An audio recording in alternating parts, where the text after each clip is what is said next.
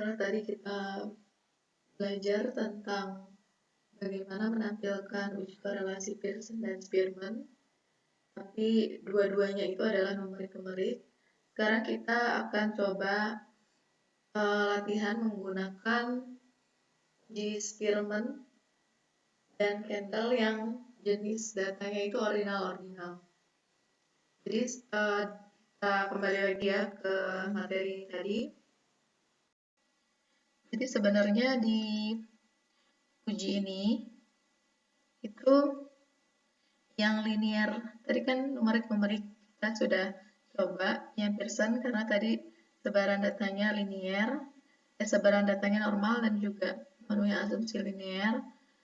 Dan tadi juga kita coba yang kedua yaitu Spearman dari jenis data yang numerik-numerik, sebaran data tidak normal dengan uji dengan asumsi linearitas terpenuhi. Nah, sekarang kita akan coba yang ini, yang jenis datanya ordinal-ordinal, maka kita langsung gunakan uji Spearman-Kendall lagi. Jadi kita tidak perlu lakukan uji sebaran data, atau apakah datanya normal ataukah tidak.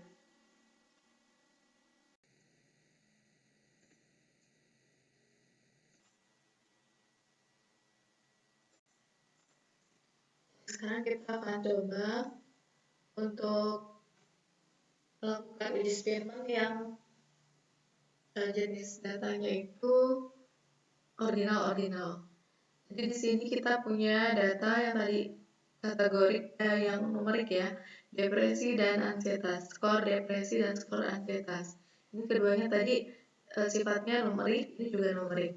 Nah, sekarang dari data numerik ini kita mau ubah jadi data kategorik. Data kategoriknya adalah ordinal. Nah, dasar dari kita membuatnya adalah di sini. Untuk kategori skor depresi ada kategori seperti ini ya.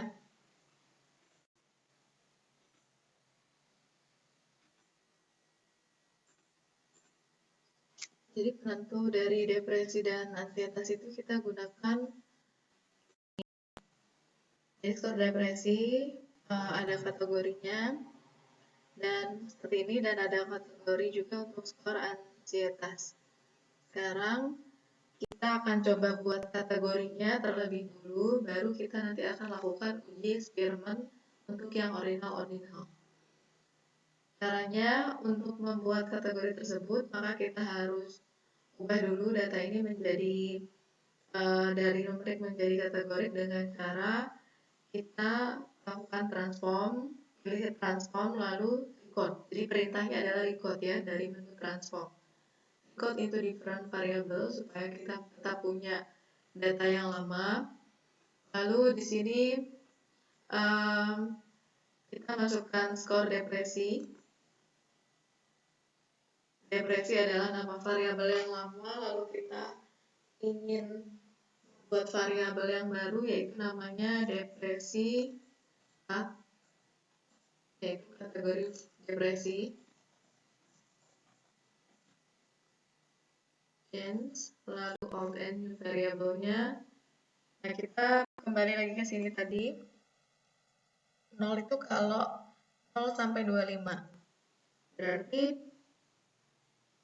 di rentang yang paling rendah sampai dengan nilai 25 itu akan kita berikan nilai 0. Lalu kita punya 26 sampai 50. Berarti kita pakai fungsi yang ini yang range. 26 sampai 50. Kita beri nilai 1 add. Lalu kita punya lagi kategori 51 sampai 75. 51 sampai 75 itu diberi kode 2 add.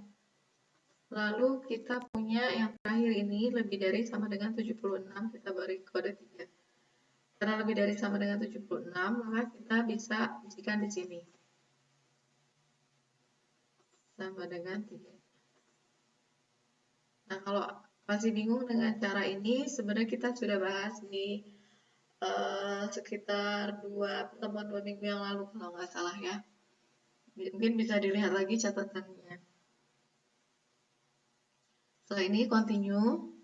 Nah, berarti kita tinggal oke aja. Maka nanti di sebelah kanan dari ansietas akan ada variabel baru yang kita beri nama depresi cut. Nah, ini karena desimalnya masih muncul, bisa kita hilangkan desimalnya di desimal ini. Kolom desimalnya kita ubah jadi 0. Kita bisa edit ya di sini, kategori depresi. Ya.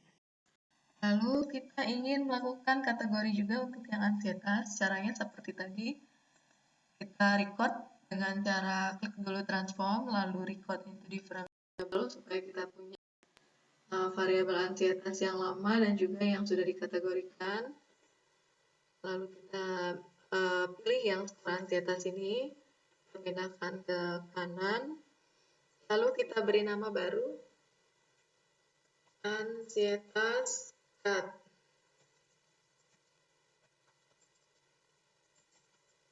Labelnya kategori ansietas change. Lalu kita default a new variable. Kita kembali ke tadi ya. Kategori ini 0 sampai 20 adalah 0. 0 sampai 20. Berarti kita bisa pakai fungsi yang ini. Maksimal sampai dengan 20, maka diberi value 0. Lalu 21 sampai 40 itu kode 1.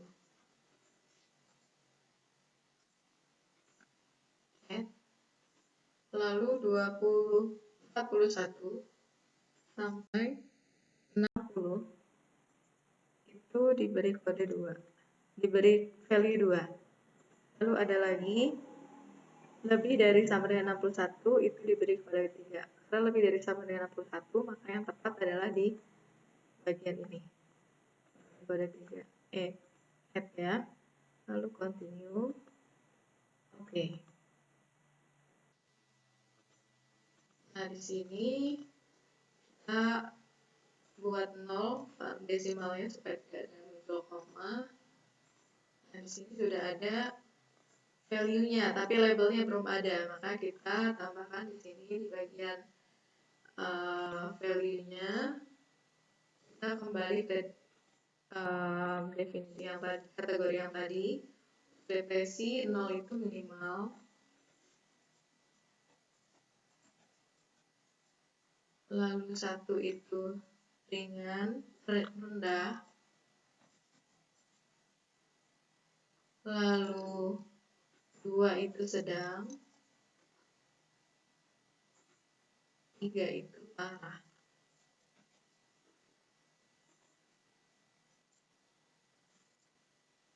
Oke. Nah, kita lihat di sini akan berubah ya.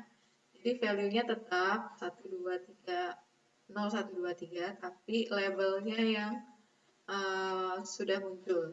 Tinggal lagi berbentuk angka tapi berbentuk apa ya namanya? Ada labelnya. Nah, sekarang kita ke ansietas. Ansietas tadi pertama ya. 0 itu adalah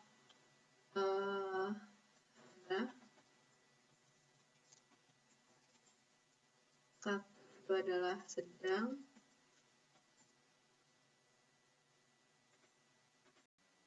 Oh, maaf, salah. 0 itu adalah 1 itu rendah. Benar. 0 itu minimal. Ya.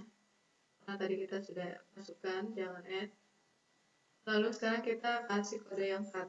1 ini minim, rendah, sedang.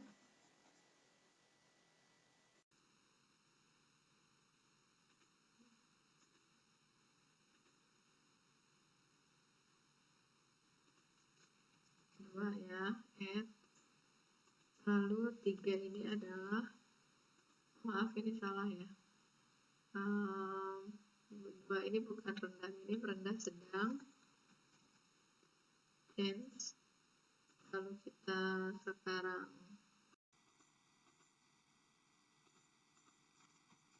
ya ini arah N. Nah, di sini dia akan berubah. Nah, sekarang kita akan lakukan uji Spearman. Jadi kita tidak perlu lakukan uji korelasi, uji asumsi linearitas karena datanya adalah ordinal. Kita tidak bisa lakukan scatter plot untuk yang sifat datanya, jenis datanya kategorik, termasuk yang ordinal. Berarti sekarang kita langsung ke uji tersebut. Caranya adalah analyze, correlate, bivariate. Nah, di sini kita masukkan yang kategori ya, bukan lagi yang skor yang numerik, tapi yang sudah kategorik atau ordinal tepatnya. Nah, adik-adik di sini juga perlu ingat ya, kategori. Jadi sebelum ke sini kita cancel dulu. Jadi di sini kan ada kategori, kita ke sini aja lebih enak. Ada minimal, rendah, sedang, parah. Ini adalah data yang awalnya numerik jadi kategorik. Kategoriknya itu adalah ordinal. Kenapa ordinal? Karena ada tingkatannya. Jadi 0 sampai 1, 0 itu tadi kan ada ininya. Nah, kita kesini aja. 0 itu ada kriterianya 0 sampai 25. Sementara 1 itu 26 sampai 50. 2 itu 51 sampai 75. Dan seterusnya. Maka di sini kita bisa lihat ini adalah ordinal karena dia tidak hanya beda tapi dia juga ada tingkatan.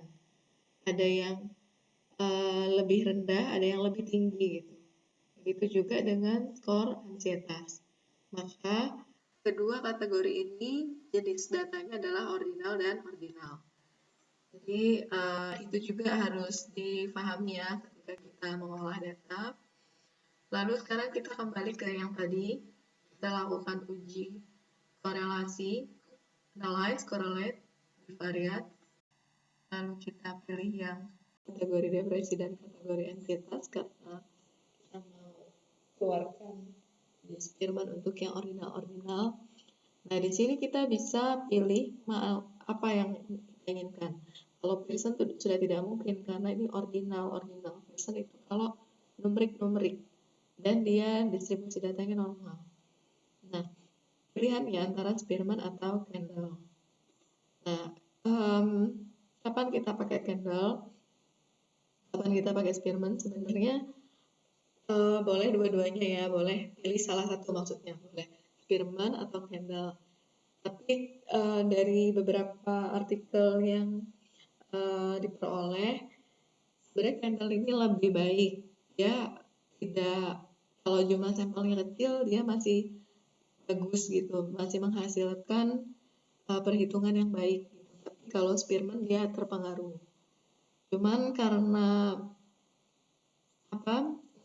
Kendall itu tidak, perhitungannya lebih susah kalau kita hitung secara manual dibandingkan Spearman, dan juga Spearman itu sudah lebih dulu dikenal dibandingkan Kendall, maka kebanyakan kita menggunakan Spearman.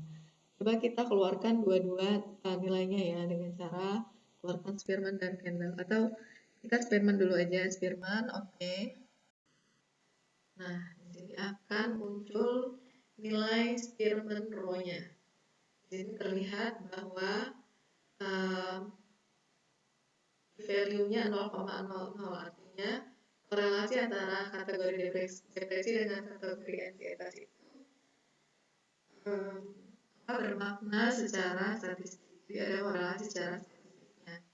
Dengan kekuatan korelasinya itu dengan nilai korelasinya 0,678. Nilai 0,678 itu menandakan dua hal. Berarti kekuatan hubungannya, jadi kalau kita kembali ke kategori ini, 678 itu sedang ya. Kekuatan hubungannya sedang dengan arah hubungan yang positif. Jadi semakin tinggi kategori depresinya, maka semakin tinggi juga kategori ansietasnya. Nah, ini hasil dari Spearman Rho-nya.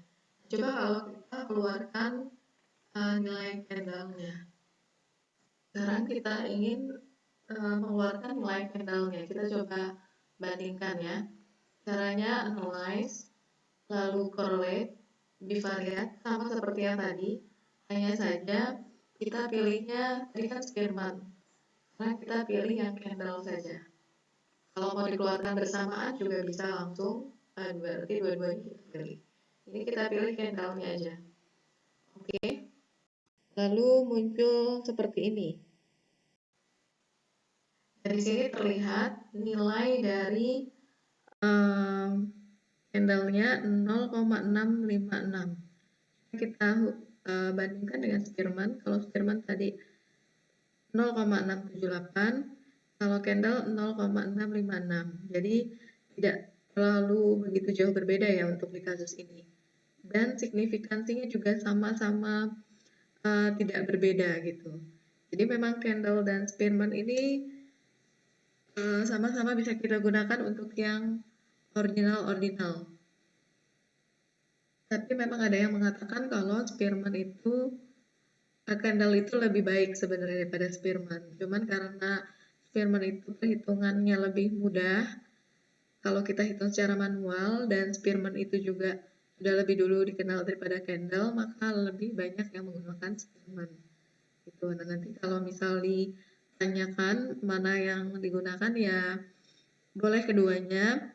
Coba dikomparasi apakah berbeda jauh ataukah tidak kesimpulannya gitu, karena untuk sampel yang kecil nanti akan berbeda antara Kendall dengan Spearman, lumayan agak terlihat perbedaannya karena ini sampelnya agak besar, jadi tidak terlalu begitu kelihatan.